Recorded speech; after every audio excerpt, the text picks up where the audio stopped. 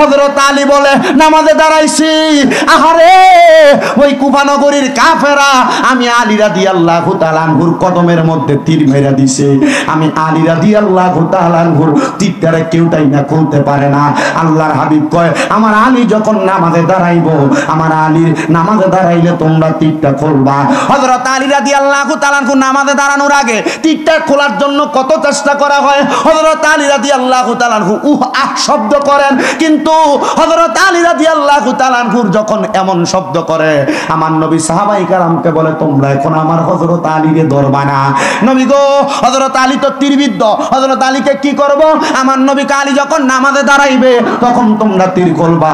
আমার নবীজির কথা মোতাবেক সাহাবায়ে কেরাম হযরত আলী নামাজ পড়ার দাঁড়ানোর সাথে সাথে হযরত আলীর পা থেকে তীরটা টান দিয়া করলেন। নামাজের আগে হযরত আলী উফ আহ শব্দ করেছে, কিন্তু হযরত আলী নামাজে একটা উফ শব্দ করেন নাই। আমার নবীকে সাহাবায়ে কেরাম অত্যন্ত আনন্দিতভাবে প্রশ্ন করি, ইয়া রাসূলুল্লাহ কারণ বুঝতে পারলাম না। আমার নবী বলে শোনো শোনো শোনো, সেই ব্যক্তি নামাজে দাঁড়ায় আল্লাহর সঙ্গে মেরাজ হয়ে যায়। আসসালাতু মেরাজুল মুমিনিন, নামাজ হইল মুমিনের জন্য মেরাজ। হযরত আলী যখন নামাজ আদায় করে হযরত আলীর মেরাজ হয়ে যায়। হযরত আলী টের পায় না, নামাজে শব্দ করবে দূরের কথা, আমার আলী নামাজের মধ্যে টেরও পায় না, টেরও পায় না। এবার বলেন এমন বিনয়ী নামাজ আমরা পড়ার দরকার আছে না? আমার এই তারালিয়া পূর্ব পাড়া এলাকার ভাই বাবারা বন্ধুরা রে, এবার আসেন আমার ওয়াজের মূল সাবজেক্টে চলে যাই। আমি আল্লাহর কোরআন থেকে আয়াত তেলাওয়াত করেছি, কদ আফলাহাল মুমিনুন। আল্লাহ তাআলা বলেছেন মুমিনরা সফলতা অর্জন করেছে, মুমিনরা সফল হয়েছে। এবার আসেন মুমিন কারা জানার দরকার আছে না?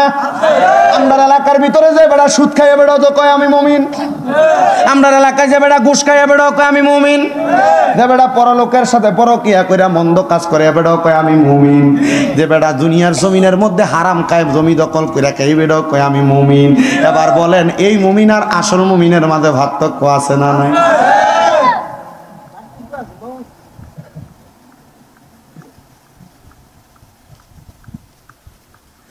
আল্লাহ কোন মুমিন সফল কাম? এবার আমার আল্লাহ তাআলা কয় ওই মুমিন যারা নামাজের প্রতি বিনয়ী হইছে। আপনি আল্লাহু আকবার বলে নামাজে দাঁড়াইছেন, মশারাদে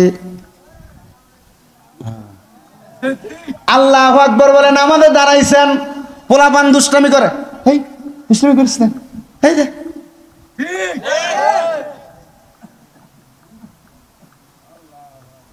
আপনি আল্লাহু আকবার বলে নামাজে দাঁড়াইছেন, মসজিদ থেকে বাইর হইয়া সুদের টাকা খান। আপনি আল্লাহু আকবার বলে নামাজে দাঁড়াইছেন, আপনার বউ বেপরদা ভাবে হাজীগঞ্জ বাজারে ঘুরে। এটা কিসের মুমিন? এটা কিসের নামাজি? আমার মনের ভিতরে বড় প্রশ্ন। আল্লাহ তো ওই মুমিনের কথা কয় নাই যেই মুমিন নামাজও পড়ে আবার বউরে বেপরদা গাঁড়ায়। আল্লাহ ওই মুমিনের কথা কয় নাই যে মুমিন নামাজও পড়ে আবার সুদও খায়। আল্লাহ ওই মুমিনের কথা কয় নাই যে মুমিন নামাজও পড়ে হারামও খায়, জমি দখল কইরা খায়, মানুষের উপর অত্যাচার অনাচার কইরা খায়। এই জন্য এমন মুমিন হওয়া লাগবে যেই মুমিন নামাজের প্রতি বিনয়ী। এবার আসেন বাবা কোন নামাজ? আল্লাহর নবী মিশকাতুল মাসাবির কিতাবুস সালাত অধ্যায়ের মধ্যে আল্লাহর নবী কয় এমন নামাজ যেই নামাজের মাধ্যমে নামাজে দাঁড়াইলে তুমি তোমার আল্লাহরে দেখতে পাও। সাহাবায়ে কেরাম ইয়া রাসূলুল্লাহ ইয়া হাবিবাল্লাহ, আল্লাহরে তো কেউ দেখে না। আমার নবী বলে বিশ্বাস করবা আল্লাহকে যেদিন দেখতে পাও আমার আল্লাহ তোমারে দেখে, কিন্তু আপনি নামাজে দাঁড়াইলে আপনার কাছে মনে হয় আমার ছেলেটা অসুস্থ, আমার বউ বলছে 10,000 টাকা দিয়া একটা স্বর্ণের আংটি বানিয়ে দিতে, আমি এটা কেমনে করব?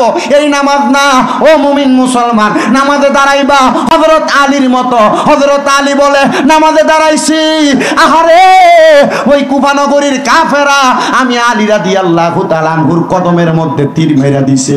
আমি আলী রাদিয়াল্লাহু তাআলা আনহুর তীরটারে কেউটাই না খুলতে পারে না। আল্লাহর হাবিব কয়, আমার আলী যখন নামাজে দাঁড়াইবো, আমার আলীর নামাজে দাঁড়াইলে তোমরা তীরটা খুলবা। হযরত আলী রাদিয়াল্লাহু তাআলা আনহু নামাজে দাঁড়ানোর আগে তীরটা খোলার জন্য কত চেষ্টা করা হয়। হযরত আলী রাদিয়াল্লাহু তাআলা আনহু আহ শব্দ করেন, কিন্তু হযরত আলী রাদিয়াল্লাহু তাআলা আনহুর যখন এমন শব্দ করে, আমার নবী সাহাবায়ে কেরামকে বলে, তোমরা এখন আমার হযরত আলীকে ধরবা না। নবী গো, হযরত আলী তো তীরবিদ্ধ, হযরত আলীকে কি করব? আমার নবী আলী যখন নামাজে দাঁড়াইবে তখন তোমরা তীর খুলবা। আমার নবীজির কথা মোতাবেক সাহাবায়ে কেরাম হযরত আলী নামাজ পড়ার দাঁড়ানোর সাথে সাথে হযরত আলীর পা থেকে তীরটা টান দিয়া করলেন। নামাজের আগে হযরত আলী উফ আহ শব্দ করেছে, কিন্তু হযরত আলী নামাজে একটা উফ শব্দ করেন নাই। আমার নবীকে সাহাবায়ে কেরাম অত্যন্ত আনন্দিতভাবে প্রশ্ন করি, ইয়া রাসূলুল্লাহ, কারণ বুঝতে পারলাম না। আমার নবী বলে, শোনো শোনো শোনো, সেই ব্যক্তি নামাজে দাঁড়ায় আল্লাহর সঙ্গে মেরাজ হয়ে যায়। আসসালাতু মেরাজুল মুমিনিন, নামাজ হইল মুমিনের জন্য মেরাজ। হযরত আলী যখন নামাজ আদায় করে, হযরত আলীর মেরাজ হয়ে যায়। হযরত আলী টের পায় না, নামাজে শব্দ করবে দূরের কথা, আমার আলী নামাজের মধ্যে টেরও পায় না, টেরও পায় না। এবার বলেন, এমন বিনয়ী নামাজ আমরা পড়ার দরকার আছে না? কেমন বিনয়ী নামাজ, যারা মিথ্যাও পরিহার করে, অশ্লীলতা পরিহার করে। ও নবী গো, আমরা ওই মুমিন হইতে চাই। এবার বলেন, নামাজও পড়ে মিশা কথা কয়, তারালিয়ার বাজারে দোকানে বৈশা অন্যের নামে গীবত করে, এমন মুরব্বী মুসলমান, এমন মুসল্লি আছে না?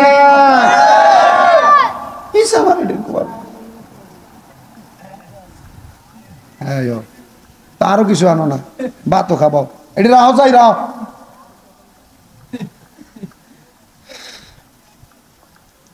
নামাজের ভিতরে বিনয়ী হওয়ার কথা বলছে কি? নামাজ পড়ে নিয়ে আর মনে হয় না যে এশারের নামাজ এখানে যত মানুষ আছে 50% পড়ছে, পড়ে না, ঠিক নেই বাবা?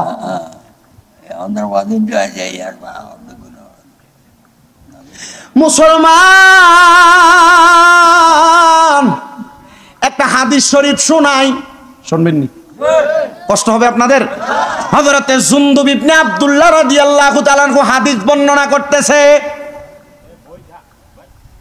তিনি বলেন, আমার সামনে হঠাৎ করে একজন ইহুদি আগমন করলো। কে? ইহুদি। ইহুদি আইসা আমি জুনদুব ইবনে আব্দুল্লাহকে বসলো, নামাজ কেন পড়ো? আমি জুনদুব ইবনে আব্দুল্লাহ বললাম, আমি নামাজ পড়ি আমার আল্লাহ তাআলার আযাব থেকে বাঁচার জন্য। ভালো কথা। জুনদুব ইবনে আব্দুল্লাহ কি ইহুদি বলল, আযাব বলতে কি বুঝো? হ্যাঁ, বলে আযাব বলতে কি বুঝি? শোনো,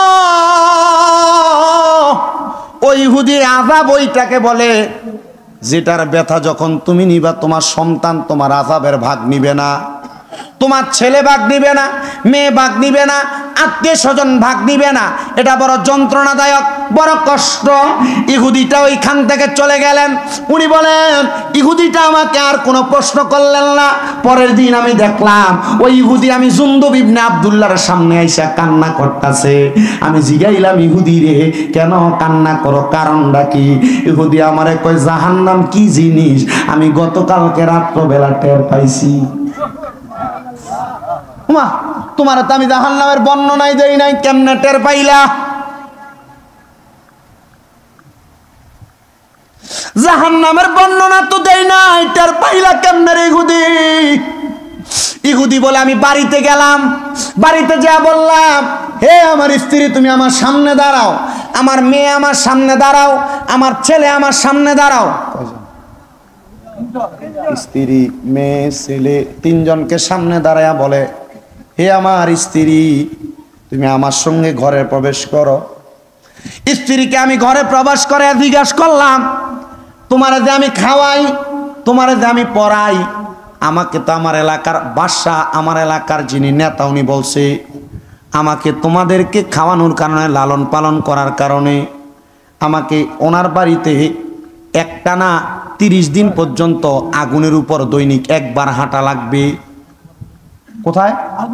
আগুনের উপর দৈনিক একবার 30 দিন হাঁটা লাগবে। স্ত্রী তুমি বলো তো, ওই আগুনের মধ্যে আমি বাদশাকে বললাম যে তো আমার স্ত্রীকে আমি খাওয়ান খোরাক দিছি, আমার স্ত্রী যদি 15 দিন হাঁটে, আমি যদি 15 দিন হাঁটি, আপনি মানবেন কিনা? বাদশা বলছে যে বলো। ইহুদি বলে আমি মিথ্যা অপহাস দিয়ে আমি আমার বউকে প্রশ্ন করলাম। আমার বউ বলছে তোমার দায়িত্ব তুমি খাওয়ানো, তুমি খাওয়াইছ, কিন্তু তোমার এই কষ্টের ভাগ আমি নিব না। আমি আমার বউকে বের করে দিলাম, সন্তানকে ডাকলাম, হে আমার মেয়ে, আমাকে বাদশা বলেছে আমি যে তোমাদেরকে কষ্ট করে করে আইনা আইনা খাওয়াই, আমাকে বলছে আমাকে নাকি আরব সাগরের মধ্যে ছেড়ে দেওয়া হবে মাছ প্রান্তে, আমাকে নাকি ওইখান থেকে সাঁতার কেটে কেটে আসতে হবে। আমি বলছিলাম যদি আমার আমরা 4 জন হই, আমাদের পথটা কি একটু কইমা আরব সাগরের পারে আমাদেরকে ছাড়বেন? বলছে হ্যাঁ। সন্তান তুমি কি আমার এই ভাগটা নিবা? মেয়ে বলছে না আমি নিব না। আমি আমার ছেলেকে ডাক দিলাম, ছেলেকে বললাম বাদশা আমাকে বলছে আমি যে তোমরা বাদশার বাড়িতে কাজ করেই না খাওয়াই, আমি একটা অন্যায় করার কারণে বাদশা আমার শরীরের মধ্যে 100টা চাবুকের আঘাত দিবে, তুমি কি মানবা?